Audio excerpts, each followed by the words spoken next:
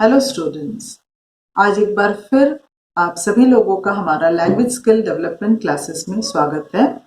और जैसा कि मैंने इसके पहले वीडियो में कहा था कि अगले वीडियो जो है वो हमारा 10वीं बोर्ड परीक्षा की तैयारी की शुरुआत होगी और इसी शुरुआत को हम जारी रखते हुए आज शुरू करेंगे क्वेश्चन आंसर्स की तैयारी, जो हमारे 2020-21 की 10वीं बोर्ड परीक्षा के लिए जो चैप्टर्स निर्धारित किए गए हैं उन चैप्टर्स में से चुने हुए महत्वपूर्ण प्रश्न और उत्तर हैं। इसको आप ध्यान से सुनेंगे, पढ़ेंगे और याद करेंगे तो निश्चित ही आपको जो प्रश्न उत्तर के लिए निर्धारित 12 अंक रहते हैं उसमें आपको बहुत अच्छे अंक मिलेंगे। तो आइए शुरुआत करते हैं आज हम लेसन 1 पैट्रियोटिज्म से। तो हमारा पहला प्रश्न जो है वो है पैट्रियोटिज्म लेसन से, व्हाट इज पैट्रियोटिज्म? आंसर है patriotism means to show one's love and concern for the safety and development of one's nation and to be ready to sacrifice one's life. What is patriotism? मतलब देशभक्ति क्या है? तो patriotism means to show one's love and concern for the safety and development of one's nation. Patriotism का अर्थ है अपने देश के प्रति प्रेम दिखाना, अपने देश की उन्नति के लिए और उसकी सुरक्षा के लिए अपना कंसर्न दिखाना और हमेशा अपने देश के लिए या अपने राष्ट्र के लिए सैक्रिफाइस करने के लिए तैयार रहना। तो ये है पैट्रियोटिज्म। दूसरा प्रश्न हमारा है, why is the national anthem not played in the cinema hall these days? इन दिनों या वर्तमान समय में सिनेमा हॉल्स में नेशनल एंथम राष्ट्रगान क्यों नहीं बजाया जाता? तो इस प्रश्न के उत्तर में है, the national anthem is not played in the cinema hall these days because it was found that people used to leave the hall midway laughing, shouting and creating a racket. तो वर्तमान समय में नेशनल एंथम या राष्ट्रगान cinema halls में इसलिए नहीं बजाया जाता क्योंकि ऐसा पाया गया कि लोग जो है वो मध्य में ही, राष्ट्रगान के मध्य में ही पिक्चर हॉल या सिनेमा हॉल को छोड़ करके खूब शोर मचाते हुए, हंसते हुए और शोरगुल करते हुए निकल जाते थे। हमारा तीसरा प्रश्न है, Why did Akash decide to settle down in India? What does it show about his character? आकाश भारत में ही सेटल हो जाने का, यहीं बस जाने का, भारत में बस जाने का निर्णय लेता है। तो ऐसा निर्णय उसने क्यों लिया और what does it show about his character? ये उसके चरित्र के बारे में हमें क्या बतलाता है? तो आकाश wanted to serve his fellow men by his profession. आकाश अपने देश वासियों का सेवा करना चाहता था अपने प्रोफेशन, क्योंकि वो डॉक्टर था तो अपने डॉक्टरी प्रोफेशन से देशवासियों का सेवा करना चाहता था, thereby repaying the debt towards his nation. क्योंकि वो ऐसा सोचता था कि उसे पढ़ाने लिखाने में देश ने उसके लिए जो पैसे खर्च किए हैं वो एक प्रकार से उसने राष्ट्र के प्रति उसका जो कर्ज है वो उस कर्ज को उतारना चाहता था। This shows his love and concern for his nation and fellow man. तो ये राष्ट्र के प्रति उसका जो प्रेम है और उसका जो कंसर्न है, राष्ट्र के प्रति जो उसका कंसर्न है और अपने देशवासियों के प्रति जो उसका कंसर्न और लव है, ये दिखाता है कि वो वॉज अ पैट्रियट। तो इससे ये भी पता चलता है, हम जानते हैं कि वो एक देशभक्त है। अगला प्रश्न है, how did the villagers express their gratitude to the service provided by Aakash? जो ग्रामवासी थे उन्होंने अपना जो कृतज्ञता है आकाश के प्रति उसको किस प्रकार से दर्शाया? द विलेजर्स कलेक्टेड डोनेशंस, गांव वालों ने डोनेशंस या चंदा एकत्र किया। Built a small hospital and named it after आकाश, एक छोटा सा अस्पताल बनाया और उसको आकाश का नाम दिया। They invited his parents to inaugurate the hospital, और उस अस्पताल का उद्घाटन करने के लिए उन्होंने आकाश के पेरेंट्स, उनके माता पिता को बुलाया। अगला प्रश्न है, What difference do you notice between Akash and his friends? आकाश और उसके मित्रों के मध्य आपको क्या अंतर दिखाई देता है? कौन से मित्र ये हैं? वही 10 मित्र जो आकाश के साथ मास्टर्स डिग्री करने के लिए यूएस गए थे। एमबीबीएस भारत में करने के पश्चात एमएस या मास्टर डिग्री करने के लिए यूएस गए इनके 10 दोस्तों और आकाश के मध्य में क्या अंतर है? तो Aakash loved his country and his fellow man. Aakash अपने देश को या अपने राष्ट्र को और अपने देशवासियों से बहुत प्रेम करता था। Whereas जबकि his friends loved money and a luxurious life, जबकि उसके मित्र जो है वो पैसा को ज्यादा महत्व देते थे और एक लग्जूरियस लाइफ, एक बहुत ही आरामदायक जीवन को वो महत्व देते थे। Aakash preferred to serve his countryman. Aakash ने अपने राष्ट्रवासियों का सेवा करना उसको प्रेफर किया, उसको ज्यादा मान्यता दी। But his friends preferred a carefree life in USA. जबकि उसके दोस्त जो हैं वो यूएस में, अमेरिका में एक केयर फ्री, बहुत ही आनंदमय जीवन बिताने को उन्होंने चुना। Why did Nanaji take Ajit and Naina to Himapet? Nanaji जो है अजित और नैना को हीमापेट लेकर के क्यों जाते हैं? नानाजी wanted to tell Ajit and Naina a true story of patriotism. नानाजी जो है वो अजित और नैना को देशभक्ति से संबंधित एक सत्य घटना, एक सत्य कहानी सुनाना चाहते थे। So he took them to Himapet for a picnic. इसलिए उन्होंने पिकनिक के नाम से अजित और नैना को वो हीमापेट लेकर के जाते हैं।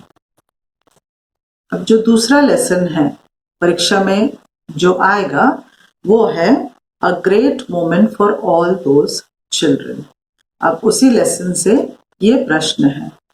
तो प्रश्न है, why was Kailash Satyarthi awarded the Nobel prize for peace? Kailash Satyarthi को शांति नोबेल पुरस्कार से क्यों सम्मानित किया गया था? There are millions of children in the world who are deprived of their childhood health, education and even fundamental right to freedom. तो यहाँ हजारों ऐसे बच्चे हैं पूरे विश्व में जो अपने बचपन से, अपने स्वास्थ्य से और अपनी शिक्षा से वंचित रहते हैं। यहाँ तक कि अपने फंडामेंटल राइट टू फ्रीडम, स्वतंत्र रहने का जो मौलिक अधिकार है, उससे भी वो वंचित रहते हैं। Kailash Satyarthi devoted his whole life for the upliftment of such children. तो कैलाश सत्यार्थी ने ऐसे ही बच्चों के उत्थान के लिए अपना पूरा जीवन समर्पित कर दिया। So he was awarded the Nobel prize for this service. तो उनकी इस सेवा के लिए उनको नोबेल प्राइज से सम्मानित किया गया। ये कैसा सेवा है? ये ऐसा सेवा है टुवर्ड्स मैनकाइंड, मानवता के लिए उनका यह निस्वार्थ सेवा जो बच्चों को उत्थान, ऐसे बच्चे का उत्थान, कैसे बच्चों के उत्थान के लिए किया गया जो अपने बचपन, अपने स्वास्थ्य, अपने शिक्षा और अपने स्वतंत्र रहने के मौलिक अधिकार से भी वंचित थे। ऐसे बच्चों के उत्थान के लिए उन्होंने पूरा अपना जीवन निस्वार्थ सेवा में लगा दिया और इसी सेवा के लिए उनको शांति नोबेल पुरस्कार से सम्मानित किया गया। अगला प्रश्न है, what is the end of child slavery week? End of child slavery week क्या है? तो चाइल्ड स्लेवरी यानी बाल दास्ता, जहां बच्चों को दास बना करके, गुलाम बना करके उनसे जबरदस्ती ज्यादा समय काम करवाया जाता है, उनकी क्षमता से अधिक उनसे काम करवाया जाता है और उनका शोषण होता है। तो child slavery is an evil and crime against humanity. तो इस प्रकार का बाल दास्ता जो है, जिसका प्रचलन पूरे विश्व में है, वो एक प्रकार का जुर्म है, क्राइम है और इविल यानी पाप भी है अगेंस्ट ह्यूमैनिटी, मानवता के लिए। It is very necessary to abolish this evil from the world. तो ये ऐसा जुर्म है, ऐसा पाप है जिसको विश्व से एबॉलिश यानी हमेशा के लिए खत्म कर देना बहुत जरूरी है। End of child slavery week is a campaign. तो end of child slavery week जो है ये एक प्रकार का कैंपेन है, एक मिशन है, एक अभियान है to abolish this crime and evil. तो ये जो क्राइम है, ये जो पाप है, ये जुर्म है, इसको मिटाने के लिए, इसको हमेशा के लिए खत्म करने के लिए जो अभियान चलाया गया है उसका नाम दिया गया है end of child slavery. Which are the two ways in which people can help to abolish child slavery according to Satyarthi? Kailash Satyarthi के अनुसार ऐसे कौन से दो तरीके हैं जिससे लोग को मदद मिल सके कि वो चाइल्ड स्लेवरी को हमेशा के लिए मिटा सके? तो दो जो कारण है, दो तरीका है, वो ये है। पहला है everyone must acknowledge and feel that child slavery still exists in the world। सबसे पहले प्रत्येक व्यक्ति को ये जानना होगा और ये मानना भी होगा कि चाइल्ड स्लेवरी आज भी पूरे विश्व में प्रचलित है।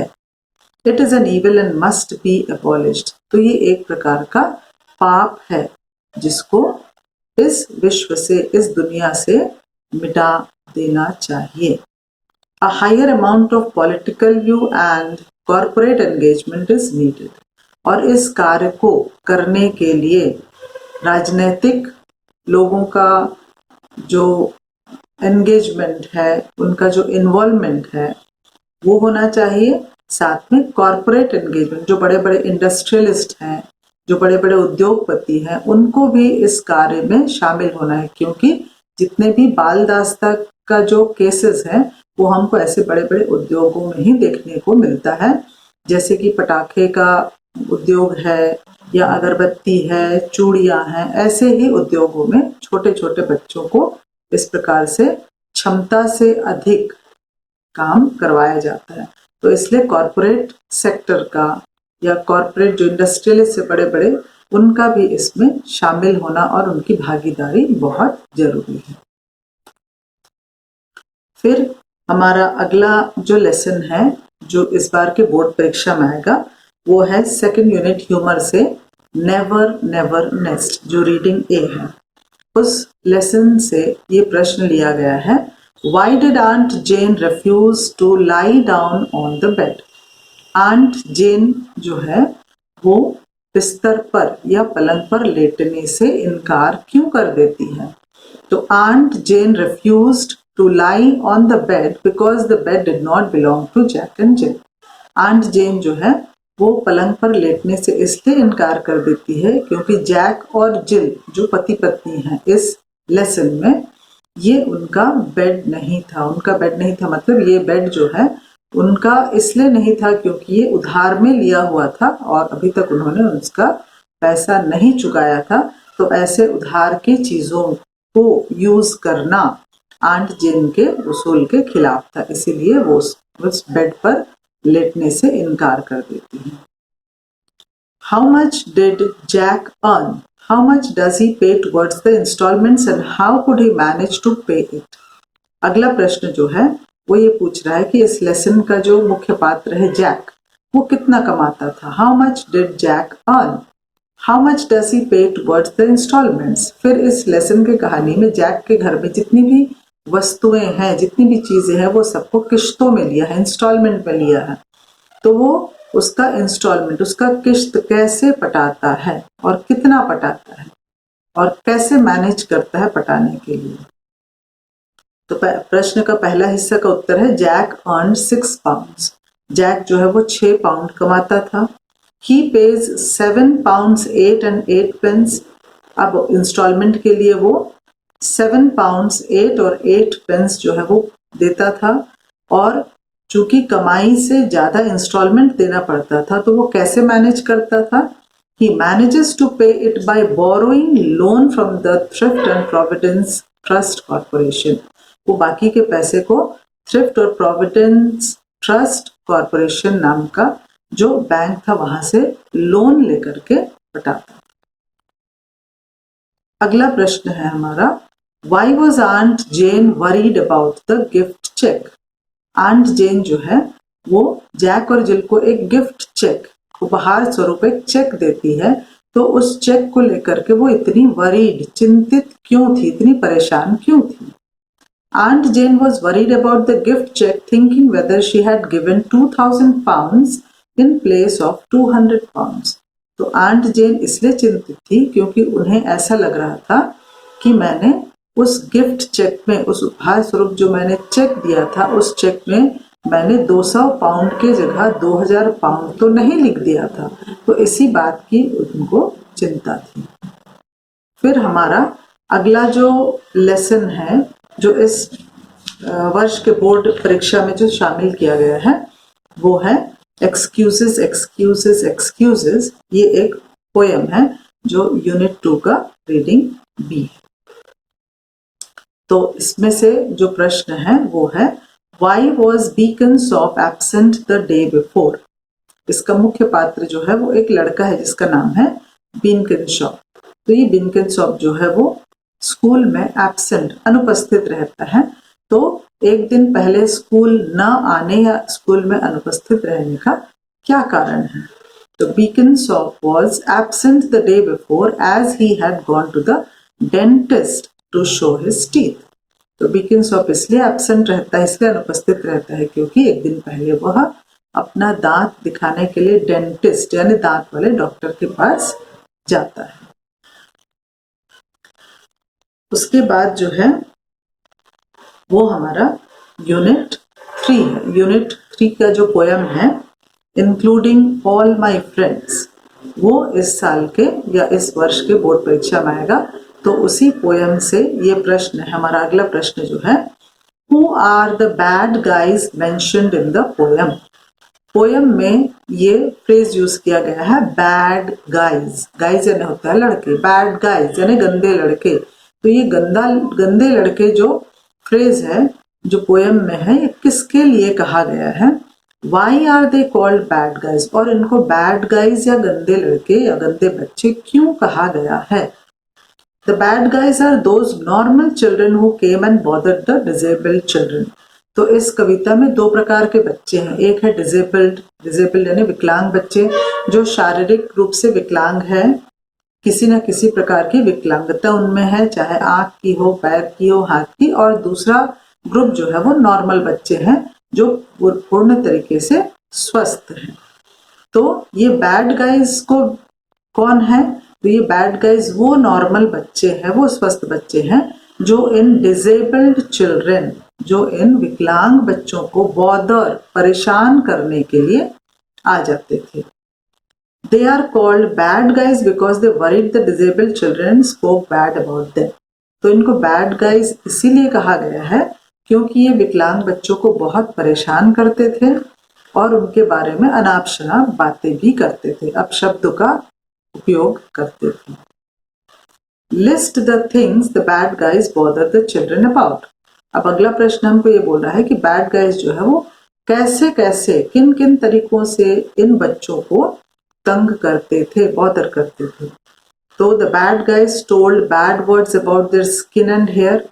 तो ये बैड गाइज जो है वो विकलांग बच्चों के चमड़ी के बारे में, उनकी बनावट के बारे में, उनके बालों के बारे में कुछ कुछ अपशब्द या उटपुटांग बातें कहते थे। And about their talking and playing, और साथ में उनके बात करने और खेलने का जो तरीका है उसको लेकर भी वो उनको चिढ़ा करके परेशान किया करते थे। अब हमारा अगला प्रश्न है What can we understand if we use more than our sight? तो इसी पोएम में एक लाइन है, एक स्टैंजा में, If we use more than our sight, अगर हम अपना जो हमारी दृष्टि है उस दृष्टि से हम आगे की देखें, तो इस लाइन का क्या अर्थ है या इससे हम क्या आशय हमारा है? What can we understand? तो इसका उत्तर ये है even the disabled children are full of capabilities. बच्चे विकलांग जरूर होते हैं लेकिन विकलांग बच्चों में भी बहुत अधिक क्षमता होती है, उनमें बहुत कैपेबिलिटीज होती है। if they used their capabilities they could do better than the normal children. और ये बिल्कुल सत्य बात है कि अगर ये विकलांग बच्चे अपनी क्षमता का सही उपयोग करें तो वो नॉर्मल बच्चों से बेहतर प्रदर्शन कर सकते हैं। यही इस वाक्य का आशय है, if we use more than our sight. हमारा अगला लेसन इसी यूनिट से है और लेसन का नाम है an open letter to the teacher from a child with autism. Autism भी एक प्रकार की मानसिक और शारीरिक विकलांगता ही है, जिसमें बच्चे का मस्तिष्क का विकास ठीक तरीके से नहीं हुआ है। तो इस लेसन का मुख्य पात्र जो है उस बच्चे का नाम है लुई। तो यहाँ हमको जो प्रश्न पूछा गया है वो है What problems does Louis have? Louis की क्या समस्याएं हैं? तो Louis was suffering from autism. Louis जो है वो ऑटिज्म से ग्रसित था, which means mental disorder, जिसका अर्थ होता है मानसिक रूप से डिसऑर्डर, कंफ्यूजन रहना, जो हमेशा मानसिक रूप से वो कंफ्यूज रहता था। He couldn't express himself orally or in writing. उसकी समस्या ये थी कि वो अपने किसी भी बात को बोल करके या लिख करके व्यक्त नहीं कर सकता था, क्योंकि उसकी मानसिक विकास जो है वो पूर्ण रूप से नहीं हुई थी। अगला हमारा इसी लेसन से जो अगला क्वेश्चन है वो है why does not Louie want to go to social skills और स्पीच। तो लुई जिस विद्यालय में पढ़ता है वो खास करके ऑटिज्म के या विकलांग बच्चों का स्कूल है, और इस स्कूल में उन लोग को अलग से एक थेरेपी दिया जाता है, अलग से इस प्रकार का उनका ट्रीटमेंट होता है कि उनको जो भी विकलांगता है उस विकलांगता के हिसाब से उनको ट्रीटमेंट दिया जाता है। और उसी के मद्देनजर लुई को सोशल स्किल या स्पीच क्लास में जाना पड़ता था, क्योंकि वो ठीक से बोल नहीं पाता था, अपने शब्दों को बोल करके व्यक्त नहीं कर पाता था अपने आप को, तो उसको सोशल स्किल्स या स्पीच क्लास में जाना पड़ता था। तो प्रश्न ये है कि लुई को अपना सोशल स्किल या स्पीच क्लास में जाना अच्छा क्यों नहीं लगता था।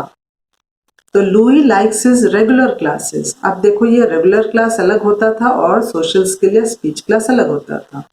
तो दोनों में अंतर यह है कि रेगुलर क्लास में बाकी सारे बच्चों के साथ उसको एक साथ बैठना पड़ता था, सभी बच्चे एक जगह एक ही रूम में बैठते थे, और स्पीच या सोशल स्किल जब क्लास में जाना रहता था तो ऐसे अलग अलग बच्चों को अलग अलग रूम्स में ले जाया जाता था।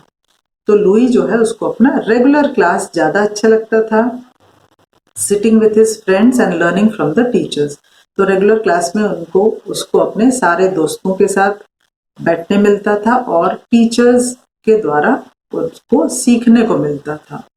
He has to miss his regular class to attend his social skill or speech.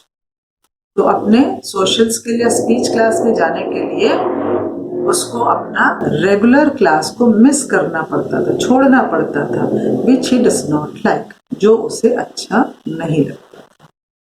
When does Louis feel scared? Louis को डर कब लगा? Once in his preschool, जब वो प्री स्कूल में था उस समय the teacher told Louis that his mother had gone. तो टीचर ने लुई से कहा कि तुम्हारी माँ तो चली गई है। तब ही फेल्ट स्केर्ड, उस वक्त उसे डर लगा। जब वो प्री स्कूल में था तो उसकी माँ उसको स्कूल में छोड़ने आई और थोड़ी देर के बाद उसको छोड़ करके चली जाती है।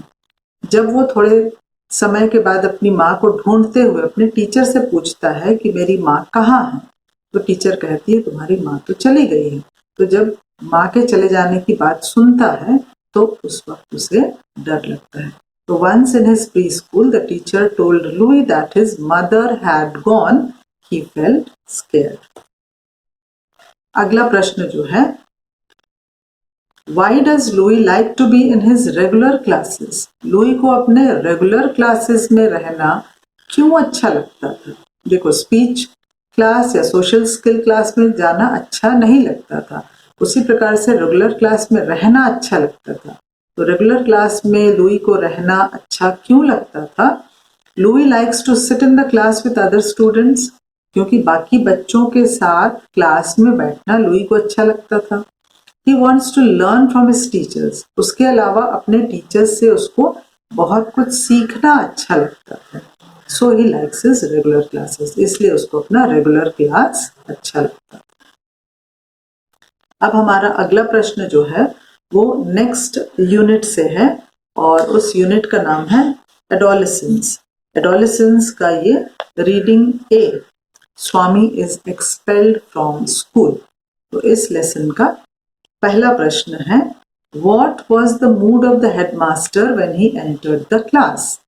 हेडमास्टर का मूड कैसा था जब वो क्लास के अंदर आए।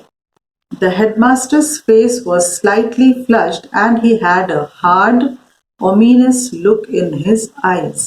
तो हेडमास्टर का चेहरा जो है वो थोड़ा गुस्से से लाल था और उनकी आंखों से भी गुस्सा जो है उसका झलक रहा था। He had a hard, ominous look, ऐसा जैसे कि कुछ अनहोनी होने वाला है, वह कुछ ऐसा कार्य करने वाला है जो बच्चों के लिए बहुत नुकसानदायक हो।